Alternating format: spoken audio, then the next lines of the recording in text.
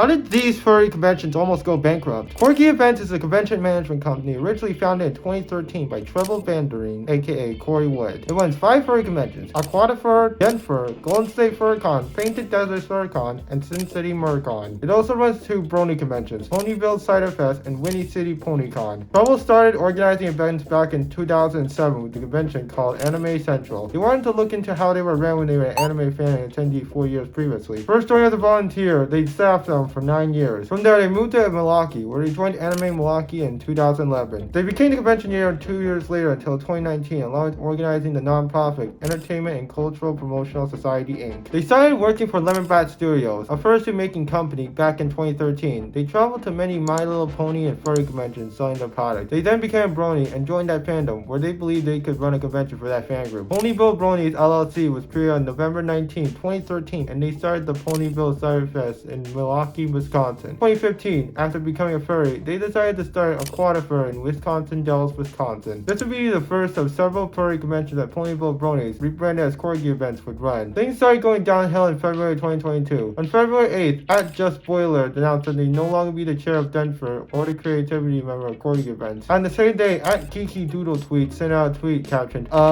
beware everyone, shit is going down with DenFur. In that tweet, there is a picture of an email that told dealers not to pay for DenFur, specifically stating, our card owner is planning to steal money from Eventbrite sales, file for bankruptcy, and bail. And that's the way they outlined their situation, stating that it paid for a table for DenFur back in 2019 and were waiting on it to be used for a future convention. Trouble responded to the situation, saying that they fired Koi Vixen, the person who sent out the email. Kiki asked why Koi had access to the email list, speculating there was drama that needed to be addressed immediately. Under that tweet, BVDGRRL revealed that they were buying posting services to the websites of the Corgi Events conventions and that they were promised to be paid out eventually. They cut the conventions with the organizations after seeing Trouble fire so many in order to avoid paying to them. On the same day, several websites affiliated with Corgi Events have gone down. On February 9th, Chai Vixen went public on Twitter with a Telegram screenshot. It states that on February 6th, the hotel demanded $2,500 in cash to cover the hotel rooms. Allegedly, Trouble stole the con store funds, which were intended to pay for this difference. Along with this, they told upper management to use their credit cards instead. Also on this day, Aquatifur and Painted Desert FurCon published a statement from the organization, along with the official website by the CEO. It states that the email was false and that they'll be continuing to host convention for a minimum of 3 years according to the contract. They also defend firing Koi Vixen, stating, this decision was not made out of spite and is not related to any previous actions or decisions that the individual has made. Despite this, they state on Twitter, the person sending out this email just quit because I fired Koi Vixen until they mark. They also add, there are rumors going around that owe employees upwards of $80K. This is grossly untrue and a major exaggeration of a minor understanding. According to the public record of Wisconsin Circuit's court access, there was a case titled Department of Revenue versus Corey A. Wood that was filed on December 13, 2021. In this case, Corey had accumulated $86,000 in unpaid taxes. Trouble alleged in a deleted post that this was a result of not filing their 2018 taxes correctly, knowing that they didn't actually owe that, and showed a letter of the Wisconsin Department of Revenue. Despite this, they didn't explain how this error went unnoticed, how it led to an unpaid tax warrant being issued, nor why this hasn't been installed since the 2018 letter was received on March 2020. They also stated that they can't steal from their company, which is a bit suspicious considering what's been happening in the past few days. On February 11th, Corgi Events put out another statement where Trouble is notably absent. They announced that the organization would no longer exist, but in its place, volunteers would form a new non-profit. It would be named Anthropomorphic Events Incorporated Organization United, or AEIOU for short. Along with this, control of Corgi Events LLC holdings and obligations would be transferred over to AEIOU, but noted that it would take time. With Trouble, they say that they didn't know much about their personal life. Despite this, they noted that Trouble started Corgi Events LLC and with the help of others have created several major furry conventions. Trouble has agreed to transfer property and responsibility to the new organization, but won't be a board member. Just Spoiler put out a statement on the same day where they outlined their experience with Corgi Events. They started by saying they've been part of the group for 6 years and talk about the failure of Rocky Mountain FurCon, which formed the duration of DenFur. They stressed how DenFur is going to save Corgi Events in the transition to a non-profit. They go over the people who work there and even state that that the staff would be paid, but COVID-19 disrupted those plans. To make up for this, they hosted their events in rapid succession, with the idea that they'd be paid after all this. The pandemic impacted the number of people willing to staff a furry convention, which became especially problematic during the Omicron variant. Along with this, many wanted to attend a furry convention, but not work for one. They noted that they would have declined to host the events, but were obligated to do so through their contracts and needed the money. As a result, the board and staff were overworked. Everyone was trying to work wherever they could to get the conventions running, but there was a problem. Trouble was becoming increasingly distant from the organization, which has resulted in alcoholism, leaving the rest of the board to fill in their place. This spoiler referred to everyone on the board along with the dealers as friends and stood against decisions that negatively impacted dealers. Trouble had allegedly been hospitalized 5 times in the past 2 months for alcoholism, which ended up impacting the rest of the convention. Corey specifically had to do everything in Troll's place, which wasn't in their job description. A painted that said FurCon, Troll had been hospitalized a day before the con was supposed to be set up. They insisted on attending, which would have tempted them to drink, but he promised to be sober. This was a lie, and Troll drank secretly throughout the convention. Corey got angry at Troll for lying, which ended up causing them to leave Trouble to roll the truck, and Trouble responded by belittling them in front of the organization. They say that because Corey was a paid employee, they couldn't walk away from any situation, no matter how much stress they were under. This only got worse at Sin City Murcon, where the wholesale demanded full payment on the event, which totaled $45,000. This ended up being a problem as they didn't have the money, and the money they did have would take a few days to get given. They only be saved by Trouble and an anonymous owner who each gave $25,000 to start the convention.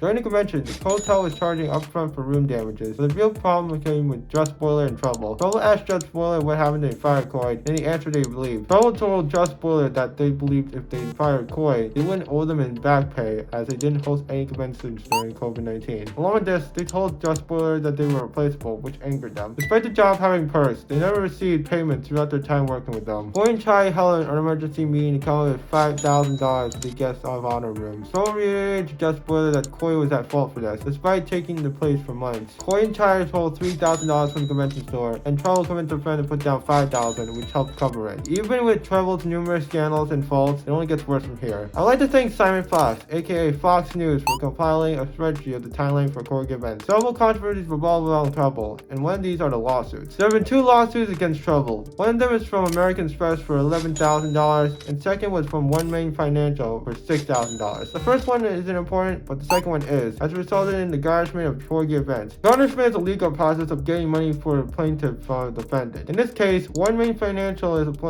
Corgi is the defendant, and Corgi Events is the garnishee. The most common form of garnishment is wage garnishment, where money is taken out of paycheck to pay the plaintiff until the debt has been eliminated. Some of you might have noticed is the unique structure of Corgi Events. Unlike most conventions, which are non-profits, Corgi Events is a for-profit. Now, you may be wondering what the big deal is, and it's a lot. With most furry conventions, they file as a non-profit, usually under a 501c3 organization. What is the difference, you may ask? Well, non-profits are organizations exempt from taxes. Limited liability corporations or LLCs are usually for-profits. This is a business structure where owners are protected from personal responsibility from liabilities and debts. This business organization isn't common among furry conventions, but is among other conventions from comics, anime, and gaming. New York Comic Con is an example of a for-profit convention. Despite this, these conventions can and do have charities. There have been attempts to transition Corgi Events from a for-profit to a non-profit in the past, but they were not successful. On May 5th, 2021, Golden State FurCon put out a statement from Corgi Events LLC, where they stated, "We will also like to happily announce that Corgi Events LLC as a company will be moving towards a non-profit organization or a 501c. They add that, "We do not have any specific timeline on when this will come to effect." Now, the big one, stealing money from Lemon-Bride. This has been a point of tension between Trouble and the fursuit maker, and it goes back to when the organizer worked for them. On November 15, 2018, Lemon-Bride sued Corey, where they alleged that they established a separate Square account to divert $40,000. Along with this, the fursuit maker alleged that Corey wrote bogus checks totaling $15,000. This case has been settled out of court on May 17, 2019. Like with any controversy, there will only be different sides, and it's important to analyze them before forming an opinion. However, in this situation, it's clear that with Trouble's past and how they treated the board, they shouldn't host another convention, furry or not. It's simply unbelievable how long these problems have lasted, and it surprisingly didn't go as badly as it could have. I hope that everyone involved, from the board to the dealers, can earn back their money and hopefully move on from this stronger and with better management for future conventions. If you want to see the real problem with furry conventions is, check out this video explaining that.